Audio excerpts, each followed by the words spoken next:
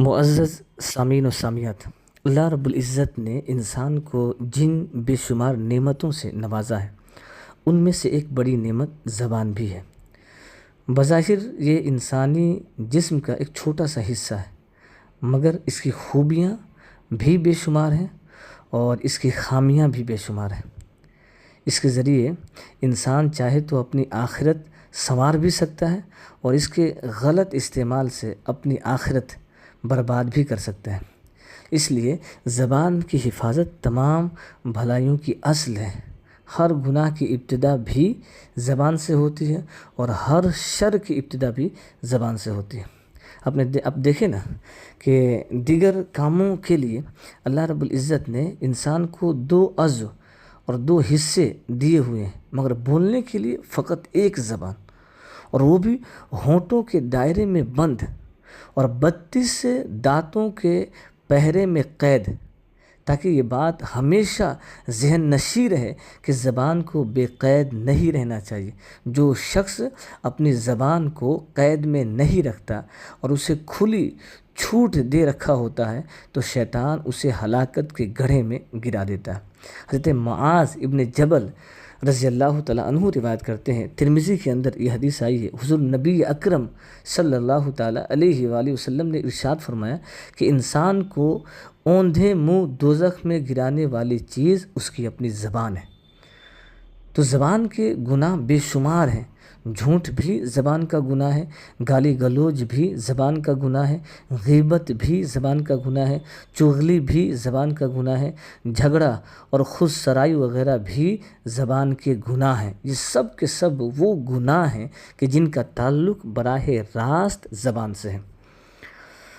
تو اہل ایمان اور اہل معرفت کا یہ شیوہ ہوتا ہے کہ وہ اپنے کلام پر خاص نگران ہوتے ہیں، کیونکہ انہیں معلوم ہے کہ اللہ رب العزت ہماری ہر بات کو براہ راست سن رہا ہے، بلکہ وہ ہماری آپس کی پوشیدہ باتوں سے بھی اور سرگوشیوں سے بھی واقف اور باخبر ہے۔ اس نے خود فرمایا سورہ زخرف کے اندر کہ ام یحسبون انا لا نسمع سرهم ونجواهم بلا ورسلنا لدیہم یکتبون، کہ کیا تم یہ گمان کرتے ہو کہ میں تمہاری پوشیدہ باتیں اور سرگوشیاں نہیں سنتا؟ کیوں نہیں، ضرور سنتا ہوں، اور ہمارے بھیجے ہوئے فرشتے بھی ان کو لکھ رہے ہوتے ہیں۔ فرمایا ما یلفظ من قول الا لدیہ رقیب عتید، کہ جو لفظ بھی تمہاری زبان سے نکلتا ہے، تمہاری زبان سے نکلے ہوئے ہر لفظ کو فرشتے ریکارڈ اور محفوظ کر لیتے ہیں۔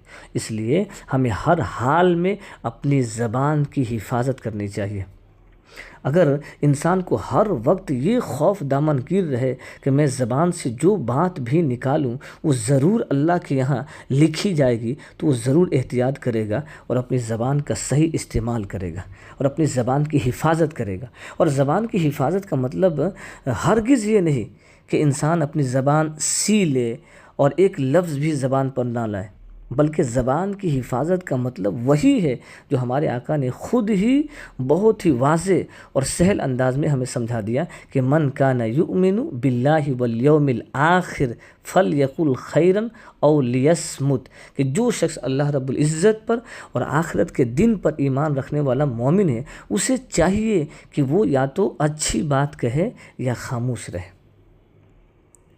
بخاری کے اندر آقا نے فرمایا کہ تم اپنی زبان کی حفاظت اور شرمگاہ کی حفاظت کی ضمانت دو، میں تمہیں جنت کی ضمانت دیتا ہوں۔ تو عزیزان محترم، زبان کی حفاظت جنت کی ضمانت ہے۔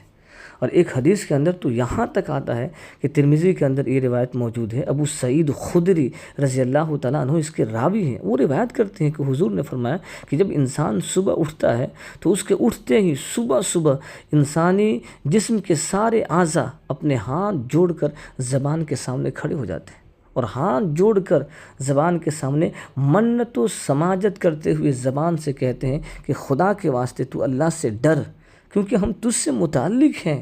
اگر تو سیدھی رہے گی تو ہم بھی سیدھے رہیں گے، اور اگر تو ٹیڑھی ہو جائے گی تو ہم بھی ٹیڑھے ہو جائیں گے۔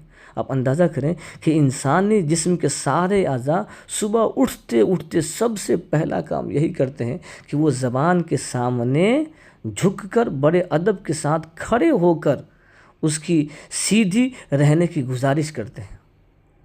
آپ اندازہ کریں. مگر ہم اپنے گریبانوں میں جھانک کر دیکھیں کہ سارا دن ہمارے حالات کیا ہوتے ہیں. جھوٹ ہم بولتے ہیں، غیبت ہم کرتے ہیں، چغلی ہم کرتے ہیں، ایک دوسرے کے عیوب بیان ہم کرتے ہیں، ایک دوسرے کی تضحیق ہم کرتے ہیں، ایک دوسرے کے ساتھ ٹھٹھا اور مذاق ہم کرتے ہیں. یعنی 24 گھنٹے ہماری گفتگو کا موضوع یہی ہوتا ہے. یعنی دوسروں کے نقص نکالنا، دوسروں پر طعن و تشنیع کرنا، دوسرے کے عیوب کو اچھالنا. اور ہم یہ بھول جاتے ہیں کہ یہ سب کچھ اللہ کے یہاں محفوظ ہو رہا ہے، اور کل قیامت کے دن انسانی جسم کے اعضاء خود انسان کے خلاف گواہی دیں گے. اس لیے ہمیں چاہیے کہ ہم آج سے اپنے دل کے اندر یہ پختہ عہد کریں کہ ہم اپنے شب و روز کے معمولات کو اور اپنے گھروں کو اور اپنی مجلسوں کو اور اپنی ملاقاتوں کو زبان کے شر سے محفوظ رکھیں گے انشاءاللہ.